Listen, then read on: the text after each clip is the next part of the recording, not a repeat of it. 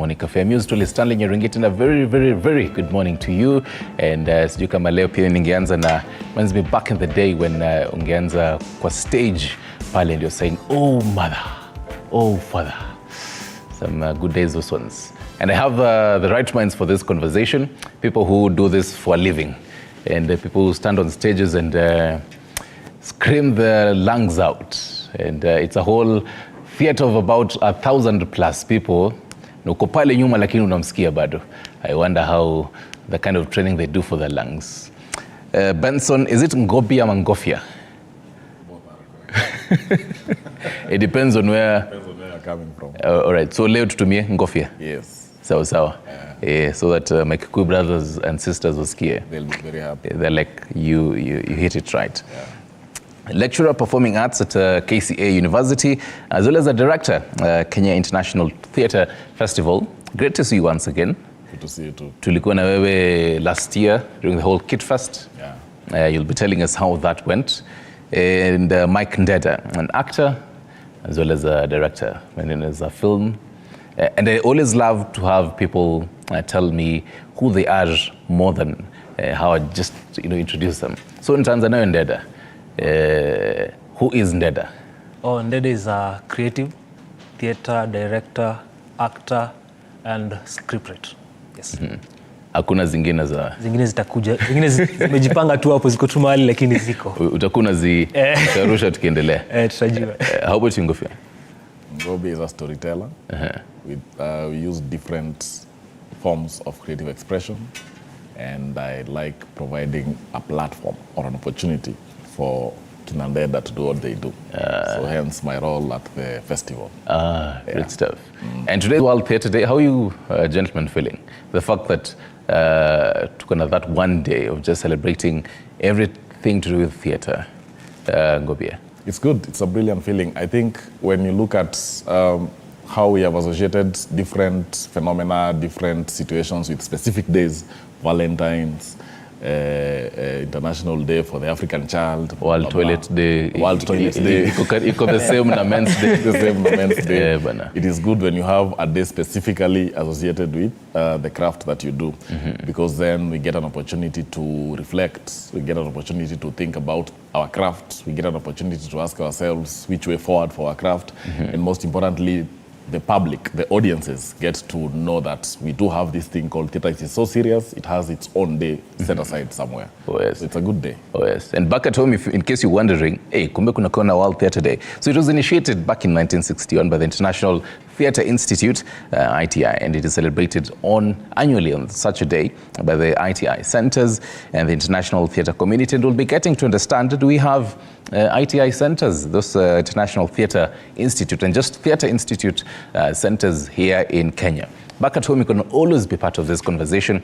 In case you really want to get into this industry of matters theatre and unashanga, how do I get into this? I have the right minds for this conversation. Talk to us. Tupigie simu 0795 045 864. 22047 is our SMS number. We'll be reading some of those comments at TV47KE on Facebook. Ndeda, unafilaje the fact that venye nasema tu having specific days for such, and now we have this day? And even as you also answer that, do actors out here and people in this industry, do they even know that such a day exists? First, it's a good feeling actually kuwa na that day where you celebrate theatre and thespians, because pia at the level at which tuko saizi as actors, as thespians, I think theatre in Kenya, it's appreciated right now, so it's a good feeling to have a day set for theatre. So for actors, I don't think so many people know it's Theatre Day.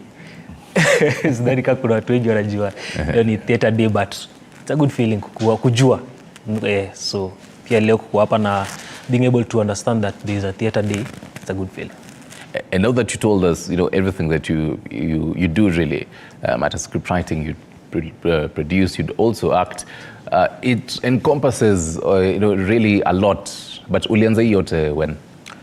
The interest being an actor started way early. I think primary school. Actually, the first time I started, I had that psych ya kuact ilikuwa, there was this church play. My brother was Jesus. Jesus, but actually my brother was ako anapatiwa the good days. Jesus alikuwa anapiga tu la, pia alipatiwa the last days. The last days ile crucifixion so that scene ilikuwa sasa kupigwa, Jesus ana make that walk for that aisle. That's my brother. I didn't see Jesus, I saw my brother being beaten, so I jumped kwa the scene. So ikakuwa ni relax.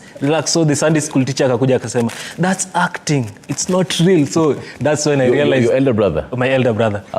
Difference here miaka ngapi?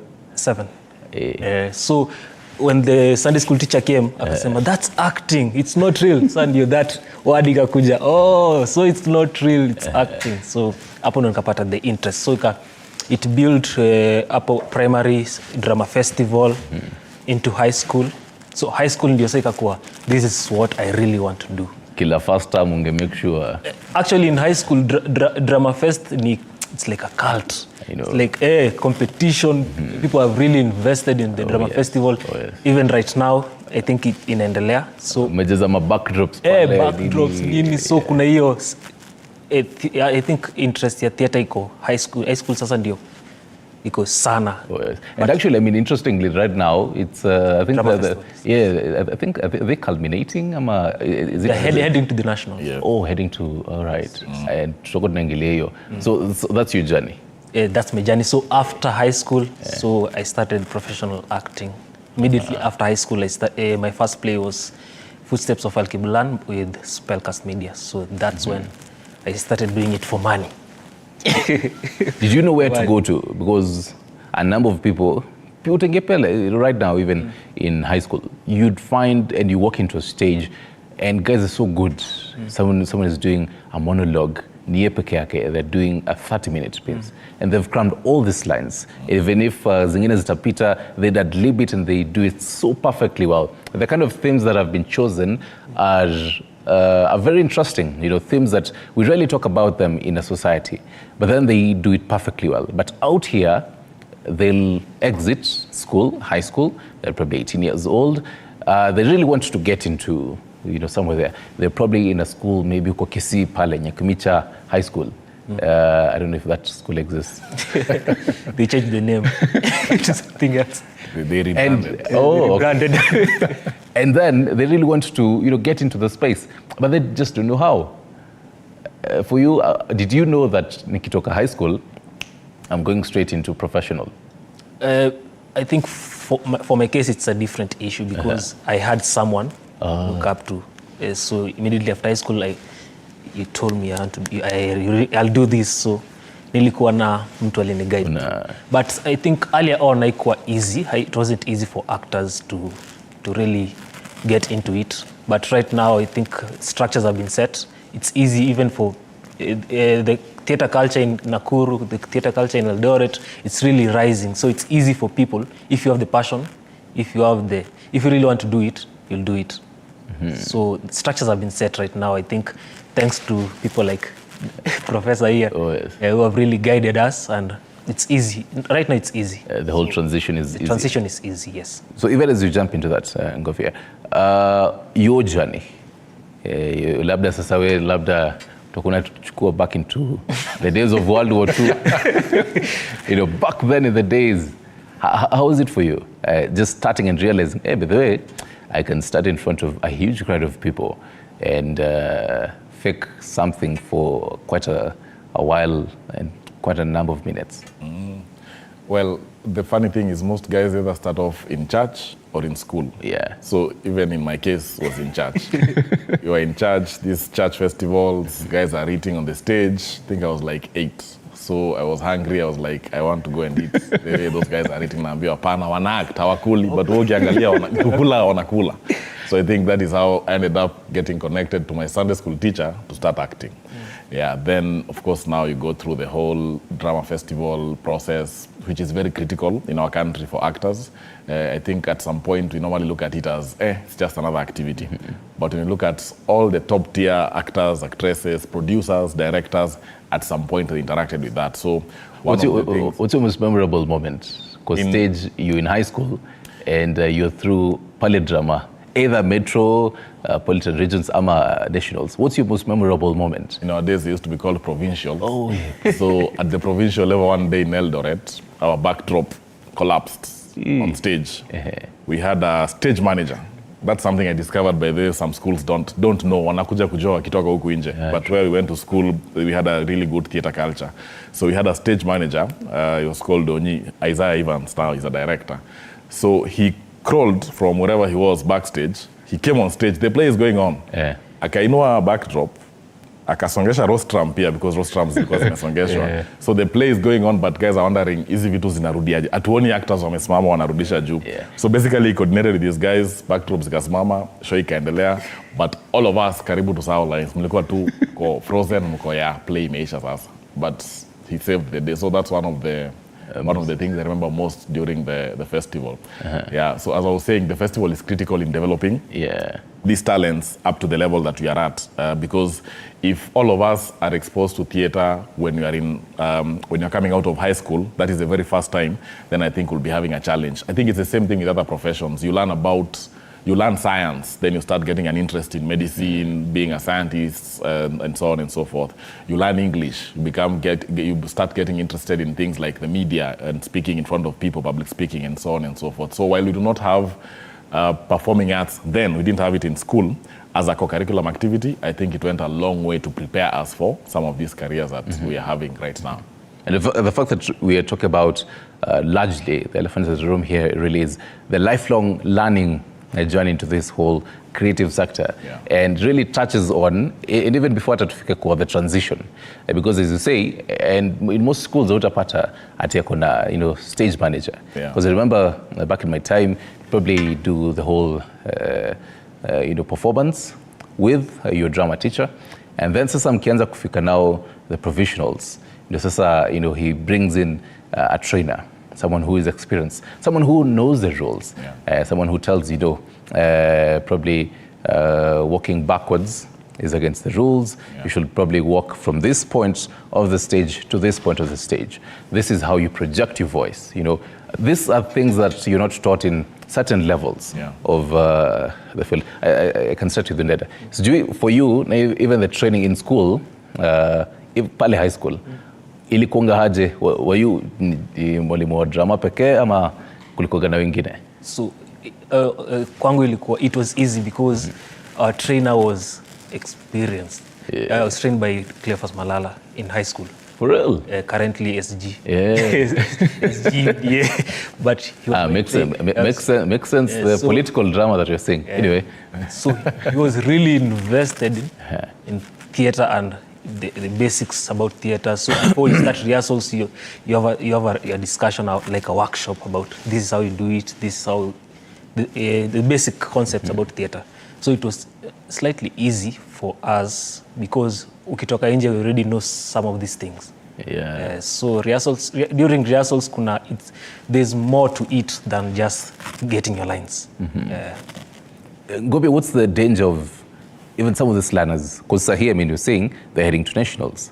So you'd find in a school what maybe before Taufike, and even as they reached provisionals, they didn't get as competitive schools as that. But then they're going to be facing schools who have trainers and whole number. Kumbuka hizo maenzi umeenda pale middle schools and it's nationals, and you're seeing hawa na train like about 5 people. Huyu ni wa costumes peke yake. Naombi usivahi, But then there are schools who it's that one teacher who just trains everyone. And sometimes he or she might miss a few things here and there. What's the danger of having that? Even as we talk about e-learning process, you're getting into the theater space. Well, when you look at it from a training perspective, you have teachers who are in charge of drama in almost all schools. They are not necessarily drama oriented, so they are not necessarily drama teachers. Some of them have the passion, but they don't have the know-how. So of course we have those workshops that drama teachers attend, and then they learn the basic skills. So to end a workshop, you have passion. Then we have Mike here, who is a trainer. certified, amefanya hii kazi miaka mingi. So you go to the workshop, you learn the basic skills of writing, basic skills of directing, producing, costume. Then Mike ameenda ame add on to the skills that they have, and is not necessarily a teacher, he's a trainer. So you go back to the school, wewe jo ni mwalimu mzuri, you use your skills sasa. Unaenda pale unaandika script yako. Sio mbaya, lakini ni script yako. Mike ameenda pale, he has a big team of guys who can go through the script doctors, script editors, they can do workshops, wanasafisha and so on and so forth. So from a competition perspective, then of course we have a bias towards the schools that are able to afford trainers, especially that battalion of trainers. Sometimes you have that one teacher who is really good in drama. If I were to use an example like where I was in school, our teacher, our drama patron, Mr. Kiguta, was really good in drama. He's a playwright, he's a poet, and so on and so forth.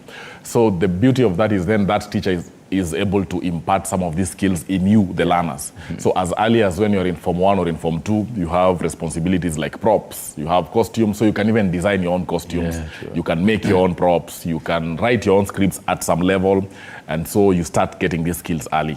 Schools where you have a battalion of trainers, chances are high, they are there to win. That is why the school wants to invest in this particular trainers. So naleta the best costume designers you can get, the best musicians to work on the music. Ndio tazile awards na ndio hizi sasa.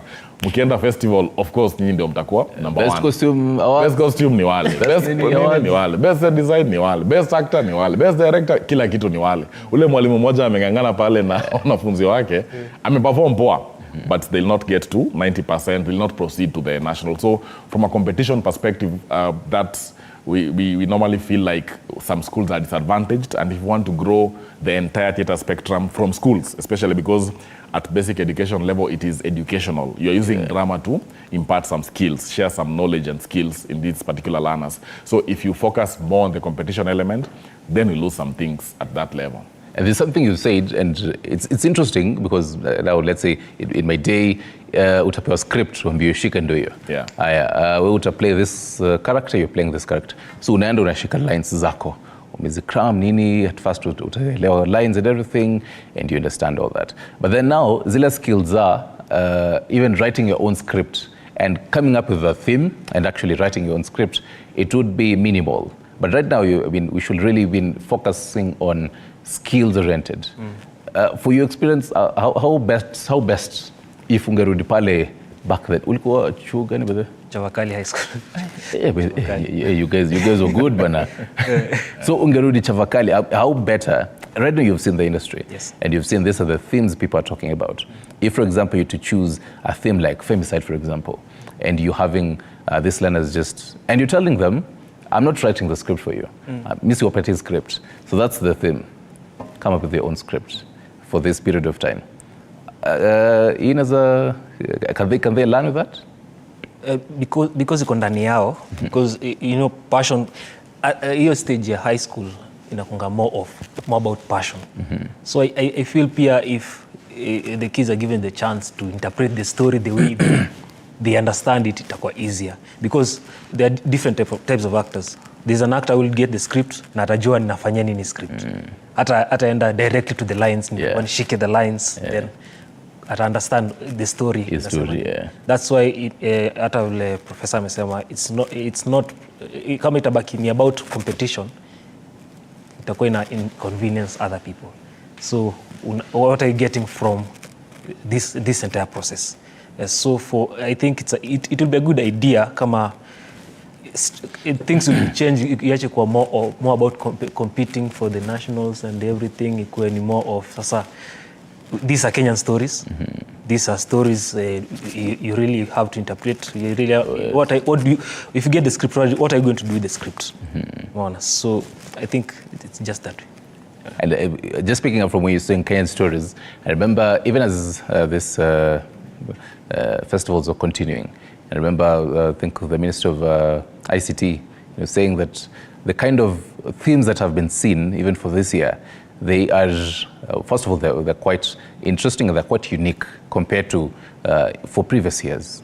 Ngobi, what's your take, even as a lecturer yourself, the kind of themes that you're seeing right now, and just getting it from our wanafunzi, what's your take on that? I think when you have the process become learner-driven from the learner's perspective. In the festival, they call it a child-centered one because they are dealing with kids only. At the university, we have, they are over 18, of course. Yeah. I liked the theme you mentioned as an example, femicide. On Friday last week, we had a showcase at the university, KCA, where we had students who had been tasked with doing a project for stage performance. It's one of their end of year projects. So they were tasked with developing a story, writing the script, directing it. It had music and dance, so choreography, music conducting, and so on and so forth. It was a team of 6 ladies. So they chose the theme femicide, and they approached femicide from their perspective, not from what you see in the media, from what you have read in the newspapers, but from what they feel goes on in their day-to-day lives. So as you're saying, some of these themes end up becoming, some of them are basically the same old themes you are used to, but the way they are approached in these particular setups with the students becomes something completely different. We have technology now being a critical element across the spectrum. So when you have students bring in their own ideas, for example, on how technology is affecting them, the pros, the cons, the challenges, the dangers, the opportunities, and so on and so forth, then we get to see the theme of technology, which was still being tackled even in the year 2000, 1995. Technology was a theme.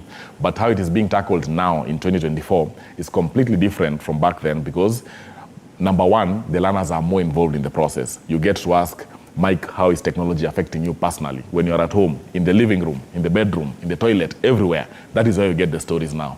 How is technology affecting you in the farm? If you live in the village, uko pale kwa kijiji. How is this digital transformation, for example? What does it mean for you when uko pale na mahindi zako unalima? Ukiniuliza mimi mwenye nimezaliwa Tao pengine sina ideas. Oh, yes. But when you ask Mike, unajua ni mahindi choma. Exactly. Unajua mahindi choma pale chili nini umemaliza. Mike akona a very different perspective of how that can happen. So we end up getting fresher stories, newer stories, and more unique stories than the conventional ones that will just pay a playwright to write because the playwright is limited in terms of options, in terms of experiences. Oh, yes. Yeah. I was just thinking of back then, nikifanya, I think this was in Form 3. I had written a whole English script, nikapatia the French teacher, she translated it, and so we were doing a French play. And oh my goodness. So first time I'm doing a French play, I'm the main character, kidogo words zilipotea, unaambiwa endelea. Yeah. Wow. But then now, so the fact that we've really understood how things run, even in the schools, and how they are. So right now you'd find there's a Form 4 who anangojea nini nationals, atashine vizuri. And mostly we have, hata kuwafuta, utapata kuna scouts pale. Atakam, check here, right, nani, but then anacheza namba 7 vizuri. Do we still have the same for, even in this nationals and everything, how they are performing? Do we have scouts who, so that, because you're saying the transition, and Mike was saying, the transition right now from the schools now to the industry right now has become smoother. Yeah. So how smooth really is this transition? The main scouts we get in most of these festivals are from institutions. So a college will come, especially the upcoming colleges. And this was a thing, especially in the mid-2000s, when you had a lot of new colleges coming up.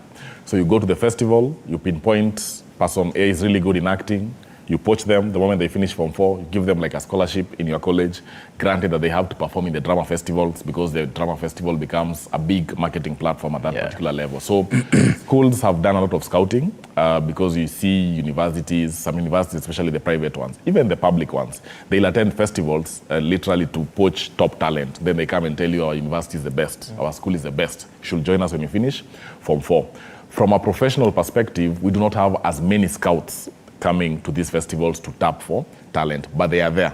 It will be good if it is more prevalent so that you are sure if you are at the national festival, you have like 10 or 20 theater companies there to tap talent. We have TV companies, media houses rather, who tap top talent for TV shows to act and so on and so forth. But I like the fact that when these kids are in Form 4 or in high school, some of them already start thinking of, this is the company that I want to work with.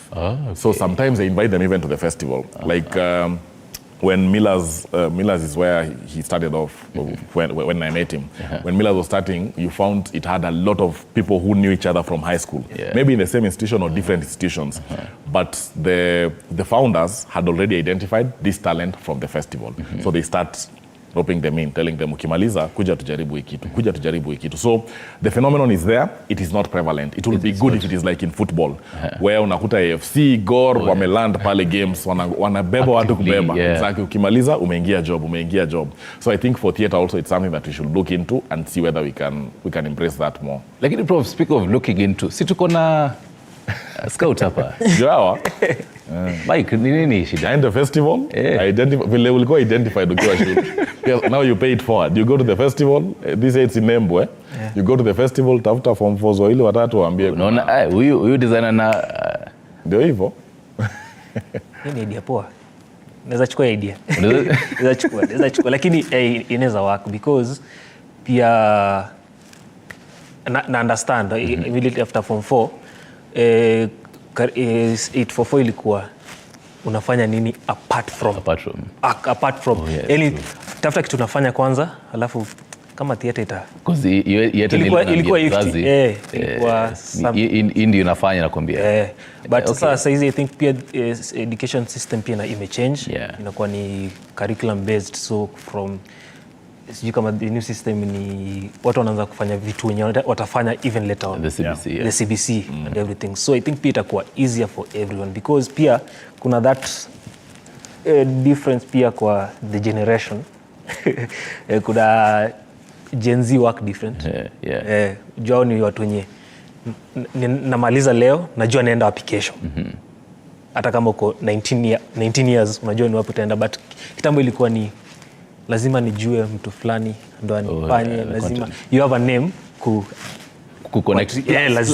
Plus there's also, I mean, for this generation ile nimefanya kazi leo, nimekuja stage, umeniambia nikam stage, nimeperform, there's a huge turnout. Mimi sinilipe. You know, like let's say Prof, few days where there would be that whole patience waiting. Unajua leo tu unaweza umeambiwa perform sawa, shikeni ya lunch. Sijui kama back then mngepewa kanisoda au mkate ama venye mngelipo. But then, so how, because we are telling them, fine, the transition is smooth. But how smooth is it? Fine, I mean, the transition would be smooth. But how is the soft landing? Is it a soft landing? Is it they come different theaters around the country and wafike fine. So what are we doing?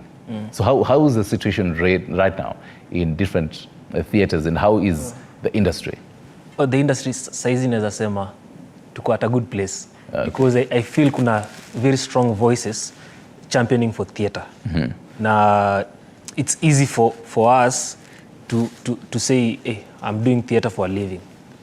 Mona, because at the end of it all unajua how to make your money, how to continue, utaendelea kufanya other things. So it's easy because there are so many people who are now, it's easy for a thespian to champion for another thespian. So I feel the voices, the shareholders, the stakeholders are people who have been in the spaces, so they know what we are going through. So it's easy for us to penetrate because there are people who understand where we've been. Like, I feel ni kama theater is such, it's a community. Like niko sure nikitoka hapa niende kwa the next auditorium, I'll meet daktari. Nikitoka hapo niende kwa the next show, I'll meet someone, because in as much it's tight, unajua nikienda this show, it's easy for me. So ukiingia kwa those spaces, it's easy for you to understand how things run. Though, I mean, and I think you can help us understand this. He says it's a tight community, but then now, because there's this new generation coming on board, they have very crazy, first of all, ideas, because films are changing, and the kind of films that would be talked about in 2000, they'd be talked about in hush-hush. Ingekuata, even for a script, finding such themes, they'd be very rare. Ile tuki unataka kuweka, uko sure, how would they react? But right now in 2024, people would openly talk about some of these themes. Do you feel like, even in your own generation as Prof, there are gatekeepers who are like, hapana, I know you're young, I know you really want to learn, you're 19-year-old, you're talented, but no, we can't do this here. Are there still gatekeepers in this industry? We have gatekeepers, but our majamaa wamekuja na moto ingine, so Inabidi blown open the gates. Yeah, so some of the things that what our boot talk about, some of the things that you couldn't raise, I think like when you're mentioning mechapa show, you get some lunch, payment, baadaye nini. The new generation hawako hapo. Ni tumemaliza ways our money. It's either you're paying me, man. Yes, we know the constitution. Nowadays, you didn't used to read the constitution. These guys even read the constitution. So you find in their companies, they have a legal advisor who will even write you an email as a producer and tell you, you are supposed to do this for us, you didn't, can you communicate, let us know what is happening. So I think with the, and I will peg this also to technology to some extent, the digital transformation rather, with information becoming more accessible to almost everyone, there have been heightened levels of awareness, and there's a point Mike said that is critical. When you have people who have been there championing for this at this particular time, then they know the right channels, the right approaches, the right methods to use advocacy for. When you have the lawyers who are fighting in the space for the theater community right now, being thespians themselves outside of being lawyers, then again it helps. So what they have done is we have a lot of awareness forums that are always happening over the last 5-7 years or so. We have a lot of workshops, we have a lot of trainings. The knowledge transfer is at a very high level. So you find if it is issues to do with themes, as you are saying, they can approach most of these themes. Even the themes that the Constitution will deem probably, it is illegal for us to discuss this. Because of the kind of knowledge that these guys are getting and the kind of skills that they are basically getting from what these forums are giving us, then you end up having them get very innovative, very unique ways to talk about some of these things and not talk about them. So that zile siku za kitambo za makarawa ameingia KND, you are discussing this, it is illegal, it is banned, it is not possible. That used to happen? Yes, yes. When you had some of these, things were thick. KNT nowadays, you can perform anything, literally. So there's no limit to what you can... For as long as it is within the confines of the Kenyan ethos and pathos, katiba, culture, it is allowed. There are some things you couldn't do. You know, like what ridiculous used to do. If you took it on stage, dissing political leaders, blah, blah, blah, at some point you couldn't do that. Nowadays, we have opened the space. The political leaders will sit there for you to roast them. So that's why I'm saying these guys have opened up that space completely. And with the digital age, it is everybody can see it. So even those guys who maybe felt I might suffer censorship or I might be banned or such things, they feel that the space is open for that. So I think we have opened up the space so that creatives can actually express themselves. We still have some hindrances because, as we know, most of these bodies or some of these gatekeepers are people who are not necessarily in tune with the happenings in the world, where we are going and so on and so forth. But if Mike does something and it raises heat here in Nairobi, and he shares it online, and people pick it up in Bungoma, in Naivasha, in Mombasa, in Nakuru. The same day it's picked up in Kampala, where you have networks, in Joburg, in Cairo, in Tunis, in Europe, in the US. It becomes a global movement. So it becomes, you cannot do that to Mike. This is what is happening everywhere in the world. And interestingly, because I was having a conversation with Neda earlier, and he was telling me about a film that he'd done, I think, last year. And it was a conversation that even us in the media, we were talking about the whole trade, the whole sex for fish trade. Jaboya. Yes. Tell us about that. And also, I mean, the relation between and how powerful really is whatever, because sometimes utakaa chini pale kwa theater. But how important and how powerful and impactful are these conversations on stage? What do you look at when you're picking some of these themes? Do you just pick them because, well, si ndi na trend X, tuongelele hiyo? How much thought process goes into thinking about a theme? Kwanza, I feel kuna so many stories that have not been told. Ama they've been told, but the issues have not been addressed. Unajua si kila time yenye tuna tell story lazima tupate solution to it. Si lazima kuwa na resolution, a happy ending. Wana. So while creating Jaboya, it was somebody shared the story while nilikuwa huko Jaramogi Oginga, the university. The lakeside. So it was just casual. By the way, you know, these things happen over here. So for someone who's not who doesn't live there ama was never been there, inakuwa ni na unaisema tu hivyo, yani ina happen na nina happen, so ikakuwa ni okay. So kama mimi that's my reaction. Kuna so many other people wenye watakuwa na the same reaction somewhere else. So being an actor, being a director in Nairobi, let me tell a story about a different area. So Jaboya came to life. So Jaboya is a system in Luo Nyanza, Homa Bay. That's something that is happening now, wamefanya imekuwa normal. So that trade, sex for fish, it's normal in that area. So actually somebody in Nairobi akienda that side akoni niaje nataka fish ya 250, inakuwa ni okay, sawa hivyo tu, lakini fish si 250. This week atuchukui cash. This week ni something else. So many themes under that one theme. Human rights, the women have been exploited, cases about HIV and AIDS. So these things are happening in Kenya, but we are not telling them as they are. There are so many. Everyone has a story. Like, ata vile uko hapo presenter, there's a story you have. Yako tu. Okay. So when somebody decides to write something about you, itakuwa ni kulingana na their perspective. The way they want to tell their point of view.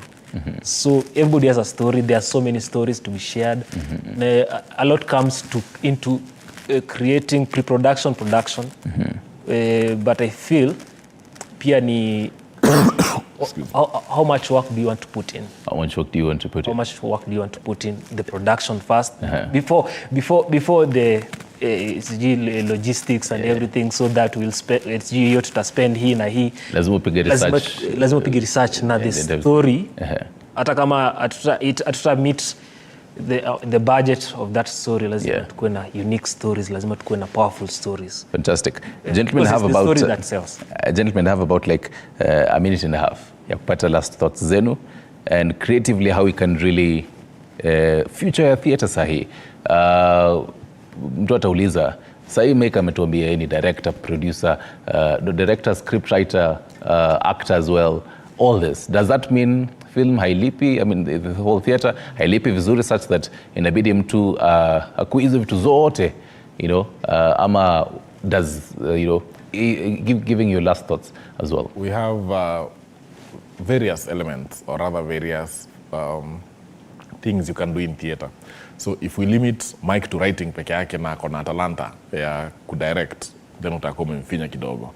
Ukimlimit kudirect na anaweza kuwa producer, utakuwa umemfinya kidogo. So theater pays, but I think it's not as regular as maybe TV, for instance, where you have like a series that runs for 3-4 months, then you have continuous pay.